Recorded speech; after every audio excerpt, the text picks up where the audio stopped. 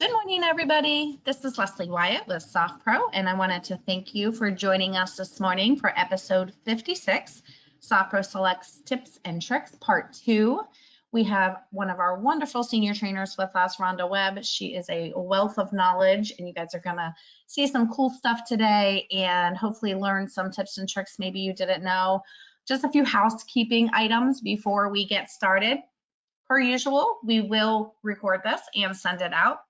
If you registered, you will get a follow-up email and you'll have a link to that recording. So just give us a few days to get it all sorted out and we'll send it your way. We welcome questions. Somewhere on your screen, you should have a questions option. If you click on that and type it in, we will try and get through as many questions as we can. If by chance we don't get to your question, we will reach out on the side and hopefully get an answer for you. If it's very specific to the way you do business or your region or area, you can always email us and we can kind of reach out later as well. As I mentioned, we have Rhonda Webb. She is one of our trainers and she's usually traveling, so we're very fortunate to have her with us today. And with that, Rhonda, if you want to go ahead and move to the next slide.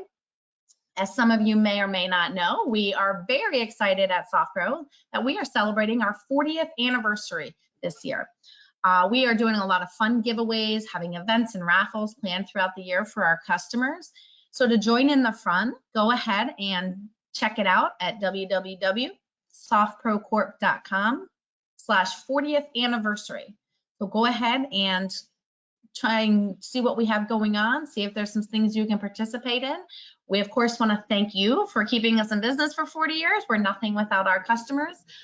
We really appreciate you guys, and we really appreciate Rhonda. So I'm going to shut up and turn it over to her so she has more time to show you some cool stuff. So thank you, Rhonda.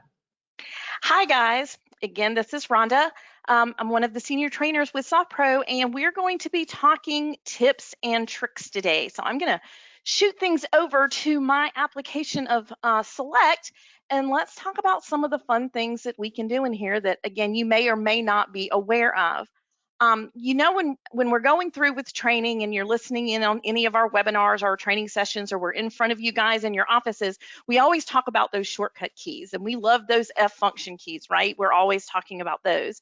And we're going to hit on those again because those are some of the common things that we like to show quickly to get to places. But we also have a lot of other shortcut keys that we don't talk about quite as often that are still kind of useful to have knowledge of as you're going through with things. So for an example, when you're logged in here on your start page and you want to create a new order, you can actually hit Control N, and when you do, it will pull up your new order window. So instead of having to go to one of the 3 places that you can go to actually create a new order, you can just hit Control N. Now you also have the capability to quickly find your work items. We know in our My Work items is where we can locate any tasks that we have due, any that may be overdue, any that we want to see someone else needs to see in their queue, or maybe we need to access our work list. A shortcut key to get to your My Work items is Control W. That will pop your work items up at the bottom of your list, or excuse me, at the bottom of your screen, and you'll be able to see your orders and, again, any other orders for any individuals, or task, I should say, for any individuals that you may need to help monitor with their tasking. Okay, so those are some shortcut keys we don't talk about all the time, but they are very useful to know. Control N to open a new order, Control W to access your work items. Now we have within our within SoftPro, again, from Proform or from some of the other modules, you have access to reports. Where reports come in is when we get ready to want to print them or do some function with them.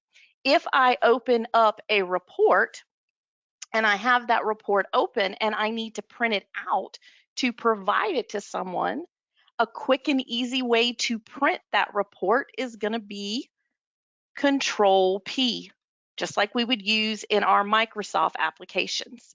Or you can be like me and get an error and it doesn't pull up, but that Control P is a good way to be able to print those reports that you populate through reports or maybe even through your register to be able to print them quickly. Now, if I go into the order itself, within the order, a couple of other shortcut keys that you can use. We know Control S saves, or we can use our save diskette. All of our control cutting and pasting keys that we can use in our Microsoft applications work. But you can also hit Control D and go straight to documents if you needed to get into your documents to generate a document to publish, to email, or to print.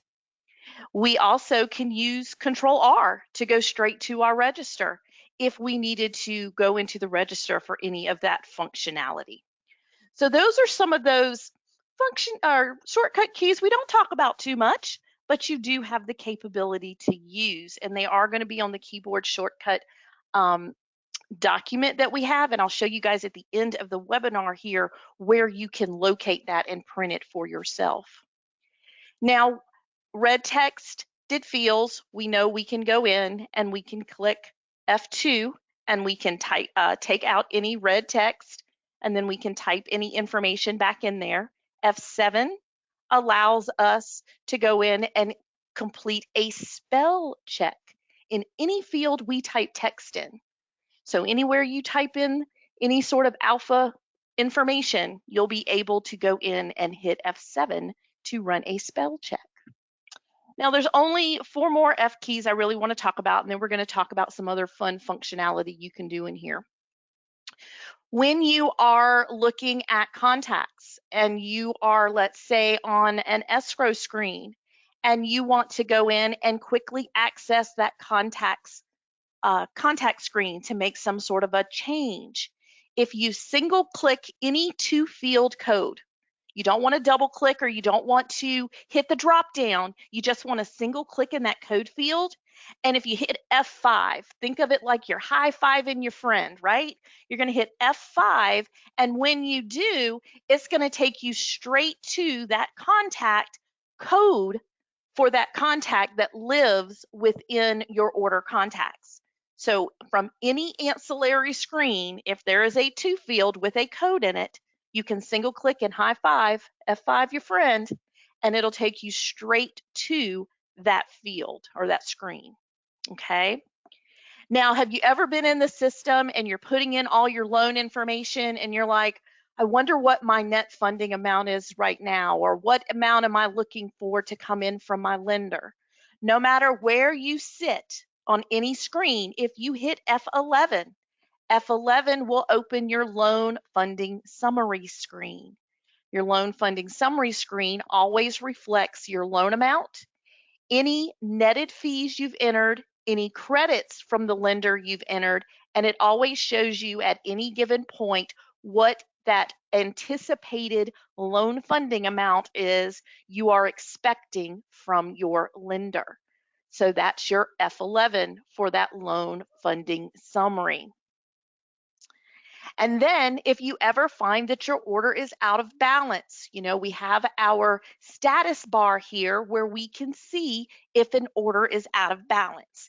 Now, for those online, if you do not see an status on the right-hand side here reflecting monies from the buyer to the seller or a balance, that is because of the set of My Screens you are viewing.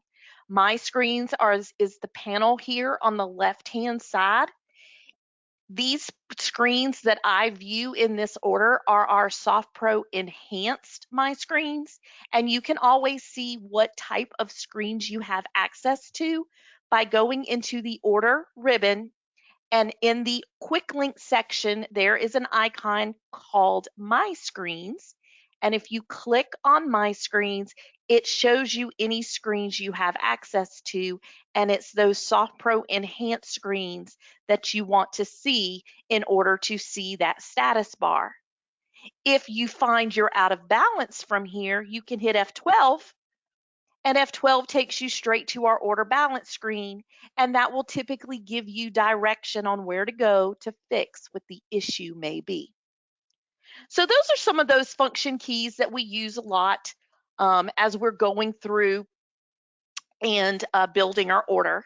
So those are those shortcuts that we can use. And then I'm going to show you how you can use them again as we're going through some other functionality here. So Hey, let's take Rhonda. a few, yes, ma'am. Hey, and while you're on there, somebody had asked if does F11 work on HUD1 orders as well, or just Yes, the okay? And HUD then or is there commercial. okay? And then is there a shortcut for exporting a report? No, that would be No. nice, but no. Okay. All right. Thank you. All right. Okay.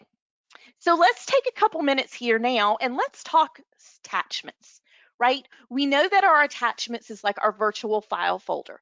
This is our document storage for any documents pertaining to the individual order that we're sitting in. So these are documents that come from outside sources. These can be emails that come in that we want to keep track of. This is also going to be where it can store documents that we create through the Documents tab and publish out to our attachments. Now, when I click on attachments and I'm within the attachments, I'm going to have a pane here on the left-hand side that shows me my folder structure. So this is set up however your organization wants to see it. Some people may have some. You may just have the word attachments and everything's just listed below. It just depends on how you wanted things set up. Now, what are some of the things that we can do within attachments?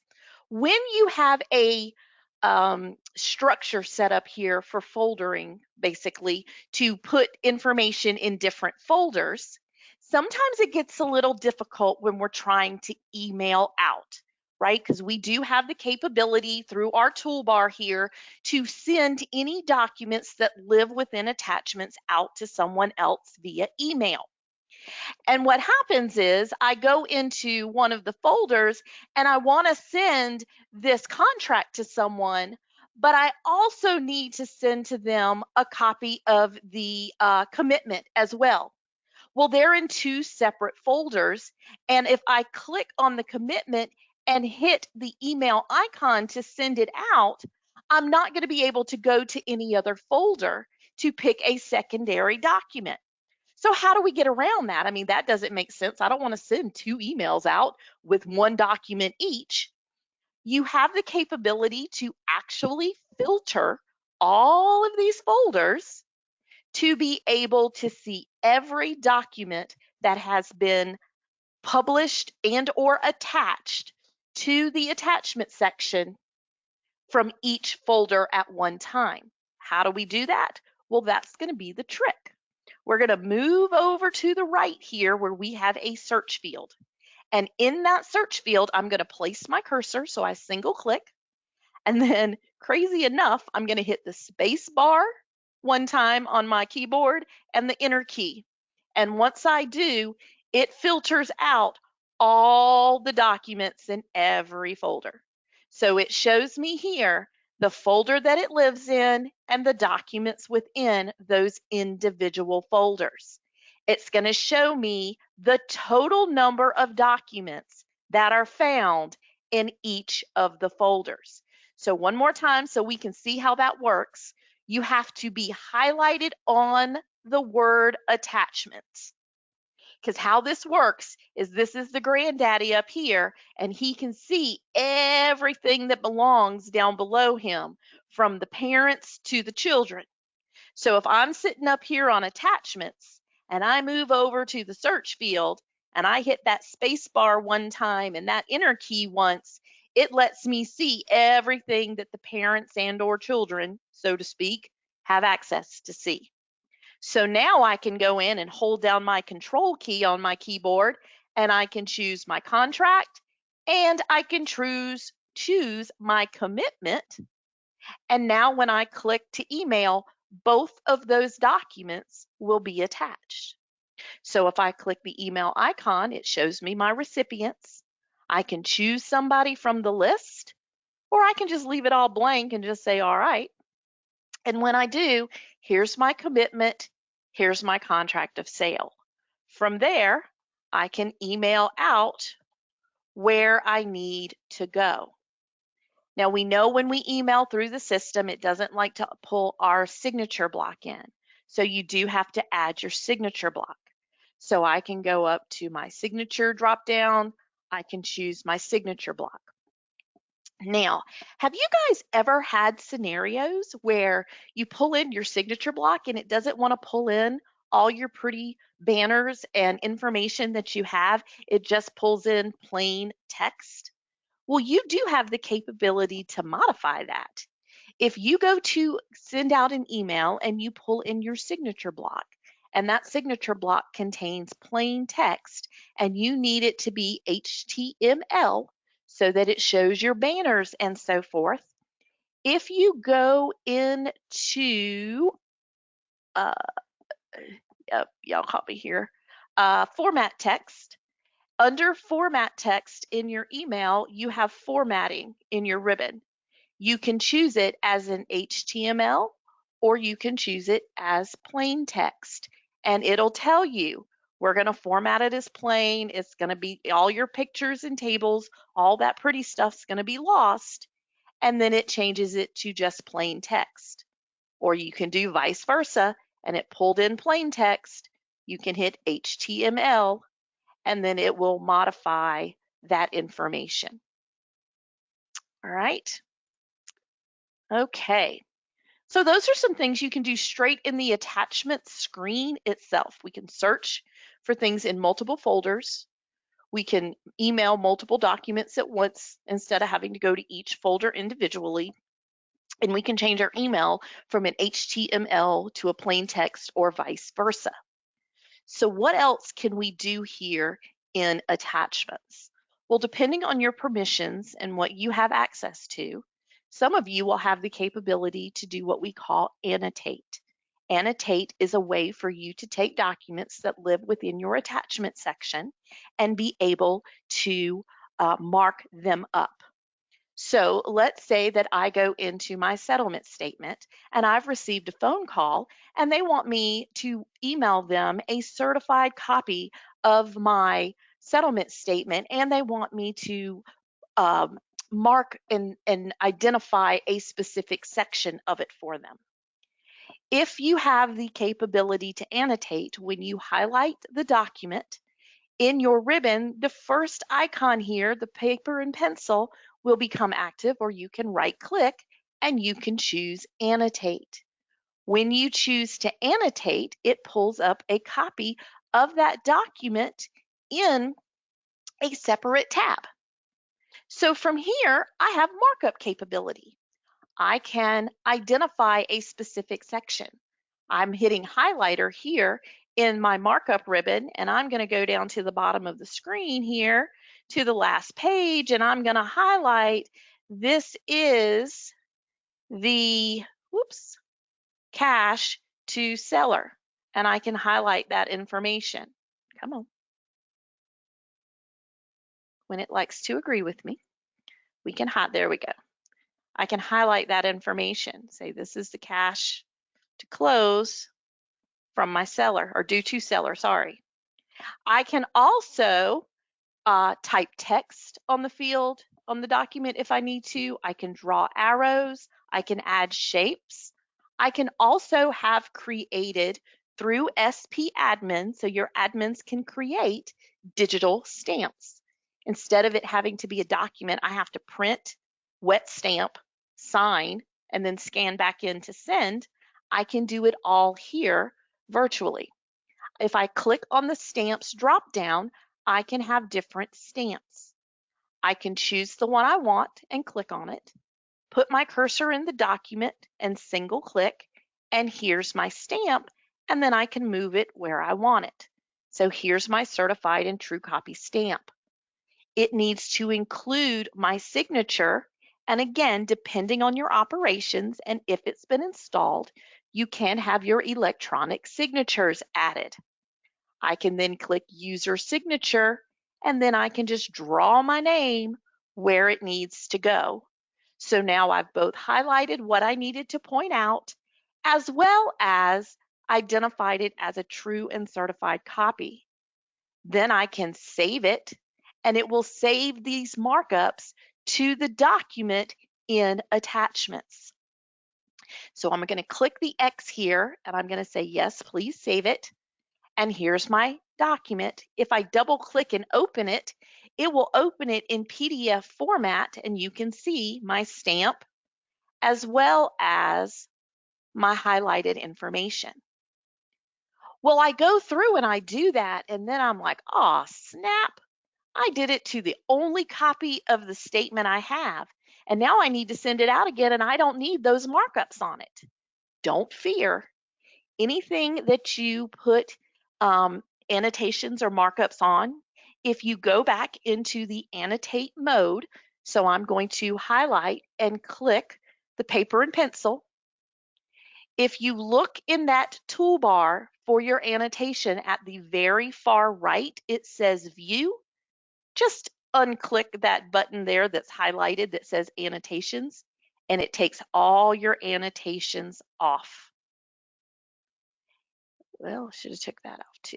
And then you can come back in and you can click it again, and it can put those annotations back in. So you have that functionality. You can also at any given time go in and just highlight and remove if needed.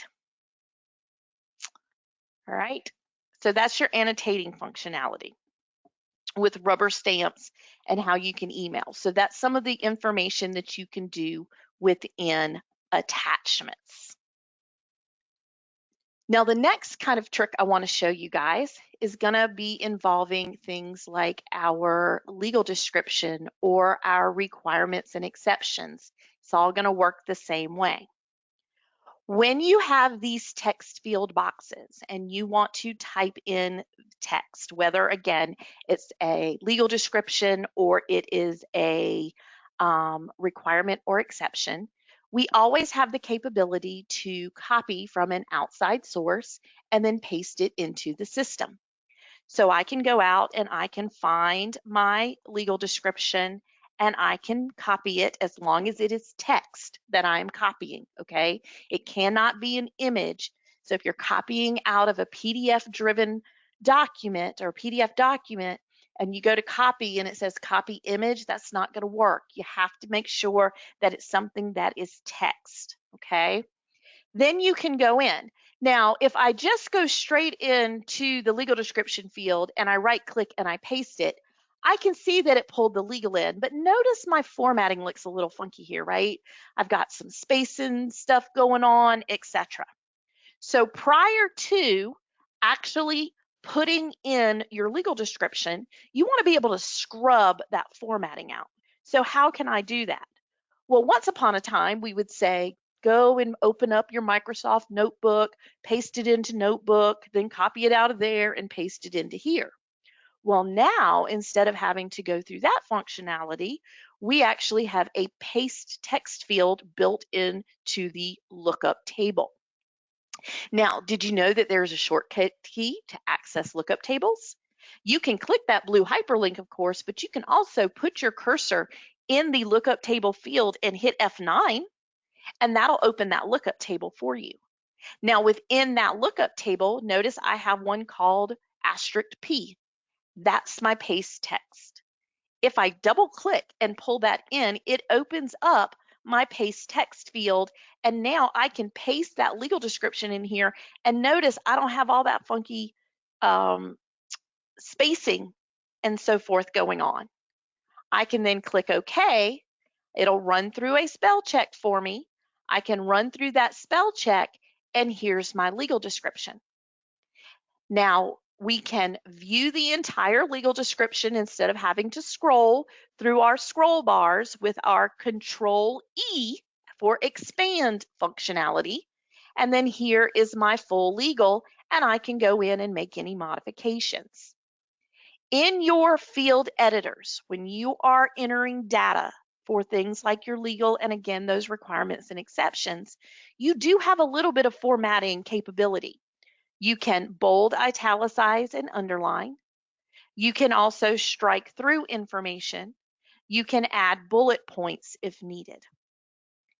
Now, have you ever had one of those legal descriptions that unfortunately you can't convert to text and you've got to retype this very long and convoluted meets and bounds description, and within that meets and bounds description, It is pointing and describing the property via the degrees, the minutes, and the seconds, right? And we need to be able to put in things like that degree sign. Well, there is a shortcut key that will allow you to insert the degree symbol into your legal description if you should need to. If I put my cursor at the end of the degrees and I want to now enter the symbol, I'm going to hold down the Alt key on my keyboard, and then it's 4 digits I have to type in, just like you would do in Microsoft. It's 0176. And notice when I do that, it pulls in my degree symbol for me. Now, one thing to note, if you are putting in information and you want that degree symbol to pull up, the numbers that you enter, the 0176, must be entered via a 10 key. You can't use the numbers across the top of your keyboard. It won't work. So if you work off of a laptop and you don't have a 10 key on your laptop, it's not going to work. You have to have a 10 key for it to pull in that symbol for you.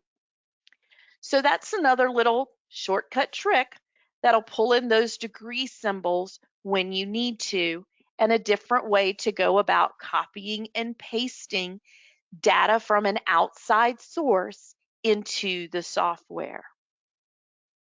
Hey, Rhonda. Yes. Okay, we have a couple questions on some of those. So okay. Yeah, that's great. Yeah, one it says, do we request from support to have the asterisk P added? They're saying it's not in their table. You can, yes. You can reach out to them and they can just put that into your lookup tables for you. Okay, the next one is, someone says, will that also paste hyperlinks in the text fields when you were just showing this? No. So when you do that paste like that, it's going to take any of that formatting out. So if it's a hyperlink that you're wanting to paste in, you're going to have to, it'll take that out. Okay. And then this one is not specific on that table, but it's a question that came in earlier, and it said, can you delete multiple page thumbnails at once while in annotation mode? Oh, yes. So when you are in Annotate and you're looking at your document, so if I go in here and I only want page 1, I don't need pages 2 or 3. Oh, no, it's only going to let you do 1. I've never really tried it. I mean, you can delete them, but yeah, no, you're going to have to do it page by page. Okay. So your thumbnails here, you can't delete or add an outside document, something off of your desktop in here if you needed to. Okay. So I could, yeah. Okay. Someone just said, just as an FYI, that Alt 248 also creates a degree symbol. Okay, well, there you go. That's something I did Learn not. Something every day, right? That's exactly right. Let's give it a roll here. 248, we said. Alt 248. Sure enough. So it's 0176 or 248. I'm going to have to update the keyboard shortcut guide now. Thank you for that. Thank you, Heather. All right. Anything else? All right, we're good. I'm turning it back. Wait, I'm sorry. Someone just, see, people are asking questions now. Will the plain text help when entering a long legal? Yeah, it will. I'm not going to say that. Yeah, it will. It'll help with all that filtering of the formatting and that sort of thing using that paste text box. Okay. All right, that's it for now. I'm going to mute myself again. No problem. All right. So those are some of the tips and tricks that, we may or may not have been aware of. Now, though, I'm going to kind of switch gears a little bit and show you guys some of the functionality that has come with our newest updated version of SoftPro Select. So a lot of customers have already been upgraded to 4.3.66. And what this is going to do is it's given us some additional functionality now within our orders that are going to be they're awesome, the things that we are now going to be able to do in that newer version. If you're not within that version, and a way to tell what version of the software you're operating under is to single click your file button in the upper left hand corner, go all the way to the bottom where it says select options, and under select options you can go to about select, and it tells you the version you're running. So here I've got 4.3.66. Now, if you haven't and you're interested in upgrading, you can click on the blue hyperlink under SoftPro Select News, and that will give you some release notes to let you know what some of those enhancements are, and give you information on how you can then reach out to our support team to talk about getting an upgrade to what's input within the new version. You can also, if you go to F1 and you pull up your help website within the welcome page, here are going to be some videos that a video you can also navigate and watch that will show you what the new enhancements are for the 4.3.66. So let's talk about some of the fun ones. A lot of the fun stuff that's been enhanced is actually going to live in your order contact screen. So how many times have you gone in and you have entered contact information, and you've entered it based off of what was on your contract because that's all you had at the time, and then title gets done and title says this property isn't owned by Sam and Stella Baines individually, it is owned by their trust. And you're like, oh man, now I got to create a whole new contact and re-enter my data. Well, now, or I can change it to organization, but I have to rekey in Sam and Stella's name down below where it's going to pop in for the signors, etc. Well, one of the enhancements is now you can navigate between individual and organization, and it's going to do it for you. So if I click organization, I can now put in the name of my trust, but notice in my corporate officer signees grid, it pulled in Sam and Stella. So it already pulled all of their contact information forward to help build any of my legal descriptions. If I put it in as an organization and it should have been an individual, I can now click the individual radio button, and it takes the first two contacts that are in the corporate signee grid, and it populates it into the name fields here above. So you can go back and forth between the two without having to rekey information that was already entered.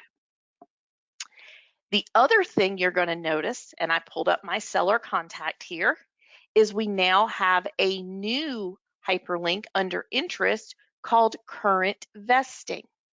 If I click on that hyperlink, it's going to take me to my commitment schedule A screen. So my abstractor or my title officer, whoever is reading my abstract and putting in the information, they can come in and say, this property was owned by Samuel L. Baines and Stella Simpson Baines. And they can take out, let's say we don't need it to say husband and wife, and they can change who the current owner of record is on the commitment. Now, typically we would say if this is a global change, we need to go back and change it, and that is still a true statement.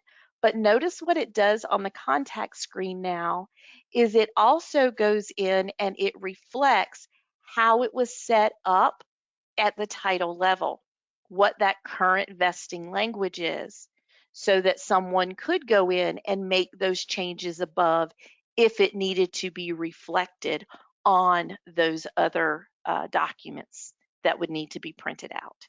So you now have a new current vesting field, and you're able to use the hyperlink here to go directly to Schedule A if you have access to those screens, and see what information's there or modify it. Now, the other thing that has been added into your contact screen is going to be down here with your outgoing wire information. If I click on the expansion bar and expand the field, we've added some fields. Instead of now just reflecting our bank information, we've added intermediary bank and bank number fields, beneficiary bank and bank number fields, as well as a hold section for verification.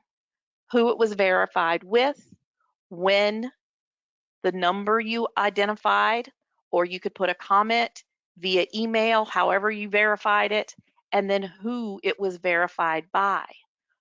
All of the information down here below is going to tie in to the actual outgoing wire in your register.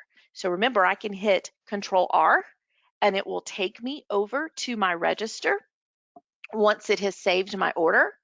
And if I look at my outgoing wire to the Bains and I double click and open it, I have my bank details and it's showing my bank, my intermediary bank, as well as my wire verification info. That information will also print to your transaction form so that you can then utilize this to send maybe to your accounting department to indicate it had been verified by you, etc. So you have that now added and enhanced in the outgoing wire information.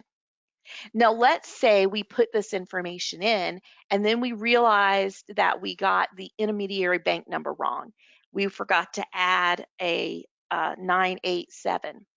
If we change the information in the routing number field, in the credit account number field, or either of the two intermediary bank fields, it wipes out the verified information so that someone then can go back in and re-verify based off of whatever information had been changed. So any modification to those 4 fields will clear out the verified with new information, for new information to be entered. We've even added to your contacts another bank verification field for individuals. And what I mean by that is, let's say that my listing agent wants me to wire, I think it's my selling agent wants me to wire them their funds. If I double click on my selling agent and I look down here to Sherman Peabody, I don't want to go to outgoing wire info down here because that's going to be for Keller Williams. But if I open up my person in the people grid, I now have another tab called bank details. And within here, I can enter the bank details for that person. So I'll be able to shoot Sherman out a wire individually should I need to, especially for us that deal with those areas that always get those CDAs, those commission disbursement authorizations from the real estate agents, and we have to go in and do all their banking and accounting for them and send out all those separate checks. If they wanted a wire, it would actually allow their information versus the agency's information. So that's something new that we've added in. The other thing we've added is, how many times have you gone to delete a contact and it says, sorry, I can't delete you. And then it just gives you some gibberish up there and you're like, oh my goodness, where do I go? Why can't you delete me? Well, now if you go to delete a contact that has been associated in a to field by their contact code for either an anticipated receipt or an anticipated disbursement to them, when you right click to delete and you say yes, it now tells you exactly why you can't be deleted, because you're shown as the lender on the loan screen and you're shown as the payee on the appraisal fee, the credit report, and the flood cert. So it now gives you direction and says, this is why I can't delete you, because here I'm getting money from you and here I'm sending money to you. Okay. Now, since go ahead. I was going to say there's quite a few questions on the wires if you want to take a couple. I can do that. Always, right? Well, before we get into the wire, someone said our select does not have these contact options. Is there another update? You have 6.6? So the latest would be 6.6? Yeah, that would be the latest. So same version that I'm running. And again, you find that with the home button, select options, and about select, it's 4.3.66. So Okay. if they don't have that, then they will need to contact support and talk about getting an upgrade. Perfect. Okay. And then the next one is, will new wire verification timestamp to the notes or history? I do not believe it. No, it doesn't go into the notes or history. Okay. Well, history, I'm having some issues with this one, as you guys can see, but yeah, I don't. Let me get back to you on that one. Let me verify it doesn't show up in history. It may. It does not create a note, but it may show up when you save under, it may be one of the trackable fields under history. I'll need to double check that for you. Okay, great. Another question is, if another user changes the banking info, will the order history show the old values versus the new values? Again, let me check. I'm not sure, that it's tracked, and if it is, I'm not sure what part of it is tracked. So let me get more information on that, and we'll relay that out to you. Okay, Angelica, just know that we're checking on that for you. The next one we have here is, what were those 4 fields again? Oh, sure. In your, I think it was my seller I filled it in on. I think I did it here too. Okay. Here we go. So, well, actually, let me move to my seller contact.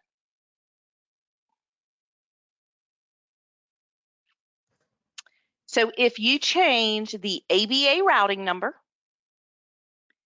the credit account number, so the ABA routing credit account number, or the intermediary bank name, or the intermediary bank number, it clears the verified. So if I go in here and I say Old Goldie is who we verified it with, and this is when we verified it, and I verified it, and then I go in and say, oh, it's not Hill Valley Bank NA, it's just Hill Valley Bank, and I take out the NA and I tab out, then, sorry, it's not the name, it's just the number fields. It's going to come in and I add some more bank numbers, it clears it out. So anytime the figures change, whether it's the account number field, the ABA routing number field, or the intermediary bank number field, any of those change, then it's going to wipe it out. Okay. Okay. Okay. Perfect. The next one is, if the wrong information was put in the contacts under the wrong contact, is there a way to change it without having to retype the info under the correct contact? Nope. That's still going to be the functionality to get that done. Unfortunately, yeah, no, we won't be able, well, not really, but you won't be able to just switch a contact type from one to the other. You'd have to recreate the contact. Okay. Do the wiring instructions for agents save to the order contact, or do you need to enter them on every order? So when you're looking at your contact table, so when you enter your contact to the table, your lookup table, we look at the lookup table, it is going to save. So we have those fields for the individual agent in the lookup table. So if I save Peabody here to the table, now if I scroll down, I can see where it pulled in his wire instructions. And yes, those will be saved to the lookup table. And every time you pull in that agent, their wiring instructions will appear on the bank details. Okay, great. Has a payee code been added yet for the agent individual? If we have to make a disbursement directly to the agents, we have to do another payee code currently. So there is a way around that. So when you go in and you want to pay the agent directly, so let's say that the listing agent is going to get the $15,000 commission, but my statement needs to show Remax Realty. Instead of changing anything on the front side of the screen, I can go behind the line. So I can click the O2 hyperlink to access the actual payees tab as to who is actually getting the money. And if I click on the payees tab, if the agent is getting the full 15,000 because he's in my people grid. Now it's real important that he has to be listed in your people grid. If he's here, then when you go in and you want to make that check payable to him, instead of having to recreate a code, you can change the name in the name field to the agent. It automatically creates it as a separate check. So now I click close, and if I go to order transactions, in my order transactions, I have a check made to Milton Baines, not to the real estate agent. Even though it says LB, it's looking to the person. So you don't necessarily have to create a payee for each one. You can just add them as a person. The same would go for if you were doing a closing disbursement authorization, and in addition to Sherman, you know, Abby Do It All here is going to get some money because she's really doing it all. So we could add Abby, and then when we go to split the monies behind the line in the payees, I can say Abby's getting $500 or 5,000, and you know 8,000 is going to Sherman, and I can split out what they're getting and then just change the names to Abby and to Sherman, and those are going to be created automatically as separate disbursements. So you're able to cut separate checks without having to create separate actual contact codes. Hopefully that helped. Yeah. I think you may have answered this, or maybe I read it. I think it came through twice on my end. It's about changing, if the wrong information was put in contacts under the wrong contact, there's a way to change it without having to retype it. You have to recreate. Yeah. If I added them as a buyer and they should have been a seller, then I have to delete the buyer and or delete them as a buyer and recreate a seller contact and re-enter their information. Okay. And the next one is the verification fields are grayed out for me. Is there a setting that needs to be updated in order to edit? Yes, anything that's grayed out is most likely going to be driven by a permission. I will find out what that individual permission is, and I will let you guys know. Okay, great. And then let's see. I think. Let's see. Oh, last one. What if the Alta/CD needs to show the individual? I think that goes back to what you were just showing, that workaround for paying it. So that's a setting under options. So if you go to your options screen under your escrow and closing my screens, it's right here. It's kind of down toward the bottom of the checkboxes. Print additional disbursements from broker's commission, and that will show which people got what portion of the commission. And then if you wanted to show the amounts they received, you would also then click and choose include additional disbursements from the broker's commission amount. Perfect. Okay. Okay. And someone says, what if it's not a commission, just a reimbursement? So again, as long as it's not a buyer or a seller, as long as you enter them in let's say you got to reimburse somebody from the HOA, as long as they're in the people grid, it all works the same way. Okay. Okay.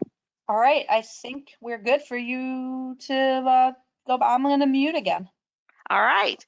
So there's one more enhancement that I want to talk about, actually two, and these two enhancements live in the register. So I'm going to hit Control R because I'm hitting up on my shortcut keys, and I think my file has just went kapooey on me. All right, so let me just pull up another file here. Let's see if I can get into this one. All right, so when I go into my register, some additional information that has been entered here is you'll notice now we have a code column in your transactional grid. And here it tells you the actual payee or payor code that was associated with the charge. So it's showing you those contact codes, okay? So that's one of those enhancements that's been added so we can see that. You'll also notice to the far right, there is a note field now. So sometimes we have things that we need to make notes on for individual disbursements.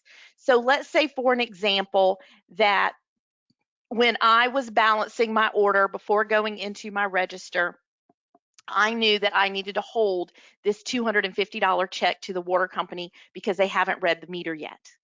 Well, I need to make notation. I want to make, for real. All right, hold on. So I want to make notation of that in my order on that specific transaction that, hey, we're waiting on the water meter reading to come in. If you double click and open a transaction, you're now going to see a note tab in that transaction. And if you go to notes, you can enter that note, waiting on reading of the meter, should be done on 8/19/2024. And I can click OK. And again, guys, I apologize. It looks like it's given me some error messages and not letting me save anything. But what will happen is it will actually reflect that note that I entered right here in this column, and I'll be able to see it word for word. So all of that will be entered within the register for you to be able to see.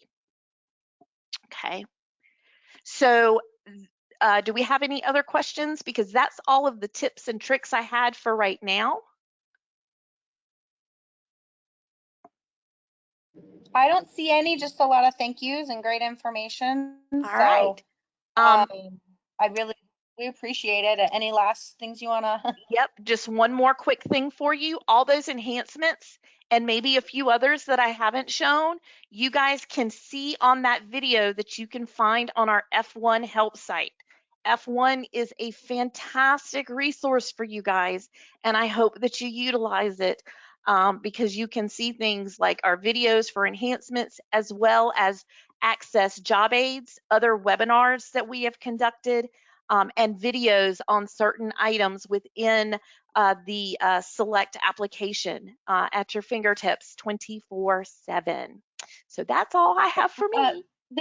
There is actually one last question. Sure. And is there a way to extract a list of exceptions from a Word document to SoftPro? You can copy and paste. So the only thing you need to look at there is that the way that SoftPro works is they're individual text fields. So two ways you can go about that.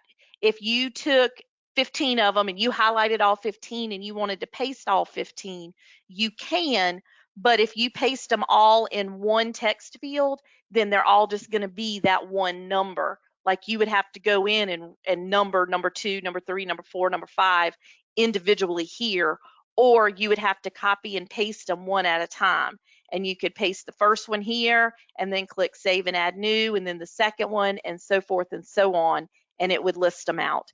But the only way to do them as a bulk is it would just have to be one text field, and they would all be considered that one requirement or exception.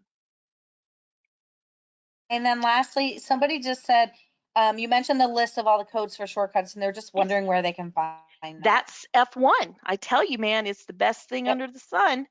If you go to F1 Honestly, and you go to the welcome page, Proform, that's really where you're going to live for right now, guys. If you go under application resources to Proform and you go under getting started, here's your shortcut key, and it will print out in PDF and you can print it. This is where I was telling you, you can find videos if we have any available webinars, and these webinars are our free webinars that we offer once every month, and then certain job aids that have been created for certain aspects as well. So all of that you guys have access to all the time. Best thing ever. Awesome. Well, thank you so much. Everyone has said how great this is and how they're looking forward to the upgrade. We really appreciate your time, Rhonda, and we appreciate everyone for attending. And just as a reminder, you will get a copy of this recording. Feel free to use it within your office or whatnot. If you have any questions, just reach out. You can email me directly or Rhonda, or support for that matter. I mentioned, Angelica, we will get back to you with your questions we were going to check on as far as going, I think the wire history and stuff like that. But we really want to thank you. We appreciate you guys, and we look forward to the next episode of Save You a Seat. Have a great week. Bye, guys.